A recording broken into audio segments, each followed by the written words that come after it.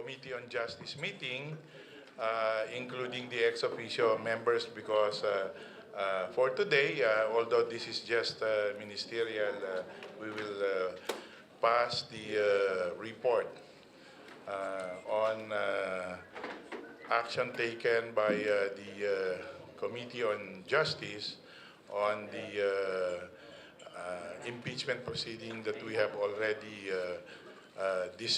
concluded in the last hearing, in the last proceeding, and so now we vote upon the report that we will submit to the Rules Committee and then eventually to plenary. So on that note, the meeting is now called to order.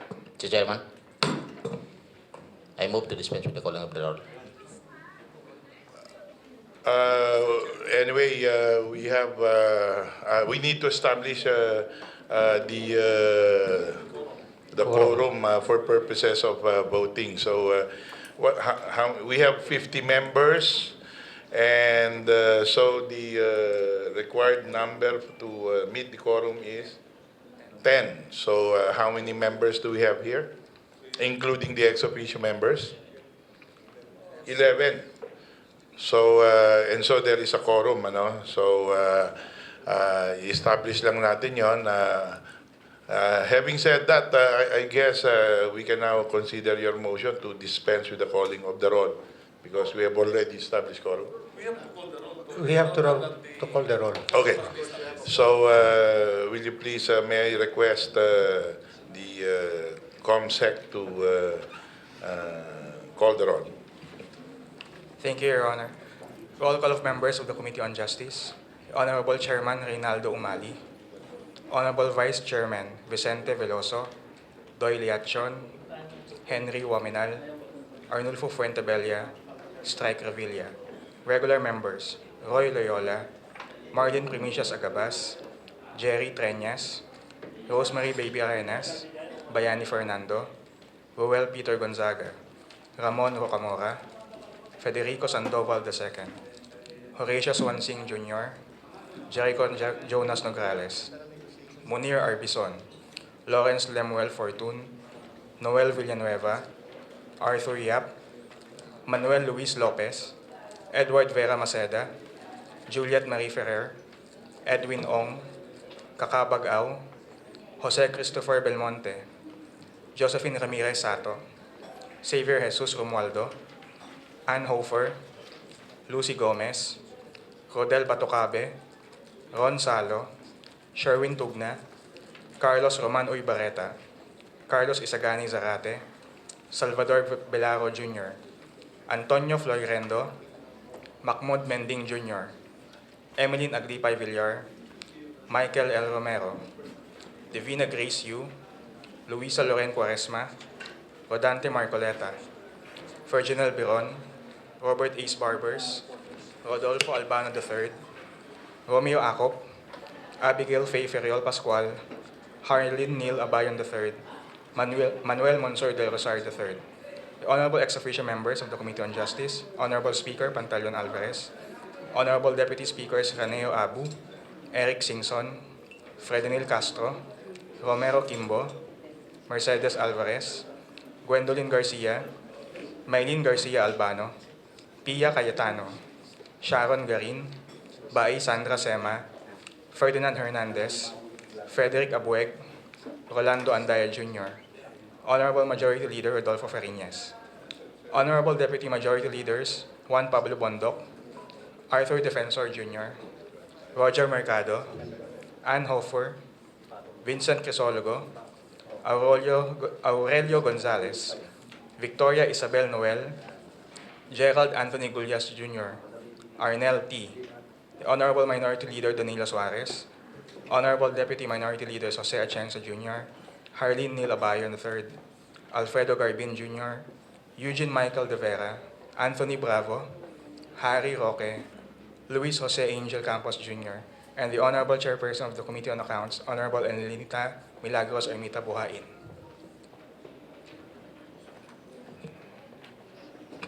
So, Your Honor, the roll call shows that there are 11 members, 12 members of the committee present.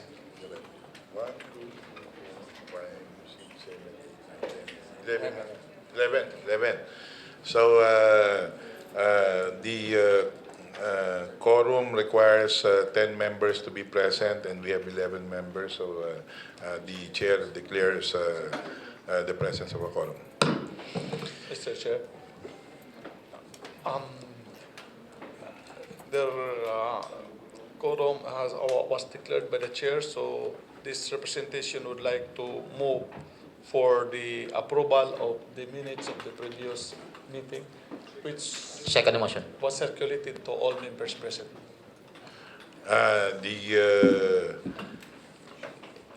The chair hears a motion duly seconded. Is there any objection?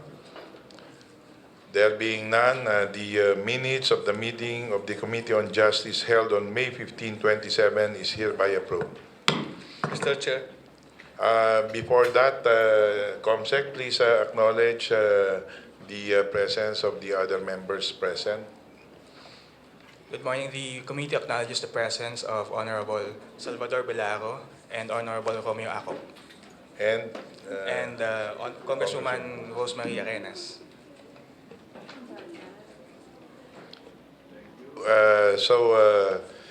again, Mr. Chair, Mr. Chair, I'd like to call the attention of our secretariat regarding the signature.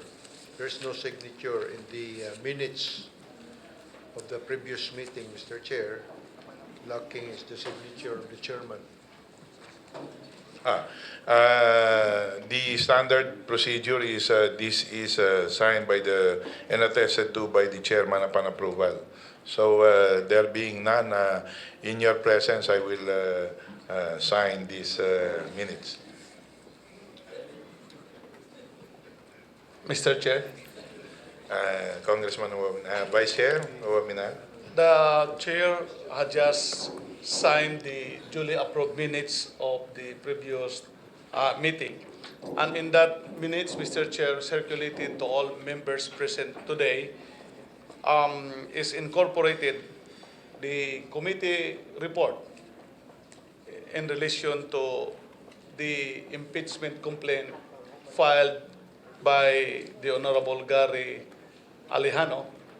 And in that connection, Mr. Chair, I move for the approval of the committee report, including the accompanying resolution dismissing the verified complaint for impeachment and the supplemental complaint affidavit against President Rodrigo Roa Duterte filed by Representative Gary Alejano.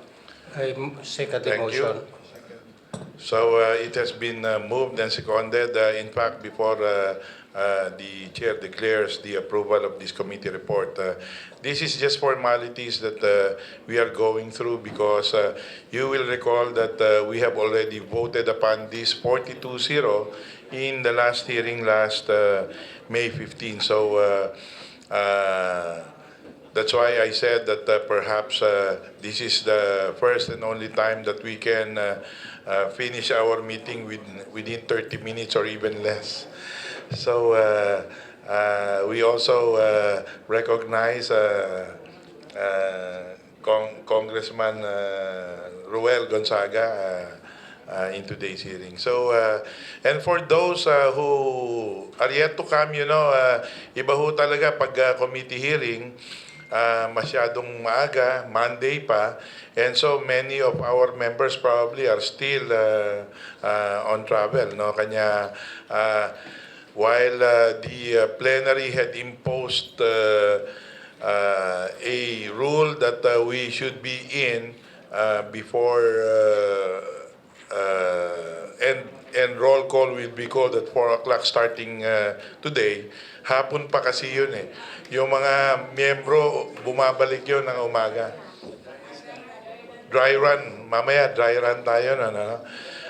So, pero dito hindi natin pwedeng gawin dahil lalo tigit kung naghahabol tayo ng quorum. But I am so happy that even as we opened the hearing at 9:30 in the morning, we already have unestablished quorum with 11 members present, and now comes another which I would like to recognize, the chair would like to recognize, Congressman Caloy Uybareta.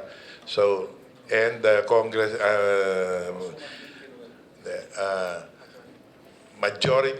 Deputy Majority Leader Bingi Noel. So, on that note, there is a motion duly seconded. Is there any objection? Okay. Just for the record again, as we did, those who are in favor of the approval of the committee report on the resolution dismissing the verified complaint for impeachment and supplemental complaint affidavit filed by Representative Gary C. Alejano against President Rodrigo Roa Duterte, please raise your hand. I see all hands raised, so by a unanimous vote of all members present, the committee report on resolution dismissing the verified complaint for impeachment and supplemental complaint affidavit filed by Representative Gary C. Alejano against President Rodrigo Roa Duterte, effectively putting a one-year bar on any and all impeachment complaint or complaints that may be filed against the President. So this committee report is hereby approved unanimously. I move to adjourn, Mr. Chair. There being no other matters, and because the favorite motion has been made, the committee adjourns this hearing. Thank you and good morning. 20 minutes. Record na naman to.